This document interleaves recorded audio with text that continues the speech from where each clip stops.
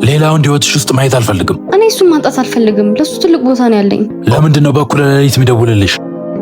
ምን ችግር አለው? ቤስት ፍሬንድ እኮ ነው። ከድሮም ጀምሮ ነው የምንደዋወለው። ችግር አለው?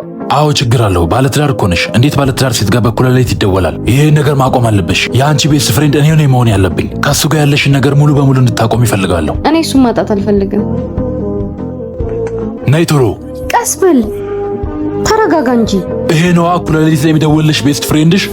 ቆይ ምን ችግር አለው? ጓደኛዬ እኮ ነው አይደል? እዚሁ ጠብቅኝ፣ አናግሬው እመጣለሁ።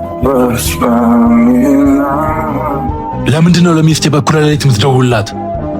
ባለትዳር እንደሆነች አታውቅም እንዴ? ምን ችግር አለው? ጓደኛዬ ነች። ጓደኛ ከሆነች በ6 ሰዓት ነው የምትደውልላት? ዛሬ ምን ተገኘ? ከድሮም ጀምሮ እኮ ነው ሌሊት የምናወራው። አዎ አውቃለሁ። እኔም ብዙ ታግሻለሁ። የሁለታችሁ ነገር ምንም አልጣመኝም። ከዚህ በኋላ እንድደውልላት አልፈልግም። ከጓደኝነታችን ባለፈ በመሃላችን ምንም ነገር የለም፣ ቅናት ካልሆነ በስተቀር። አይ እንግዲህ በሚስቴ ላይ የማዘዝ ሙሉ መብት አለኝ። ባለትዳር ሴት ጋር አጉል ሰዓት አይደወልም። ተናግሬያለሁ።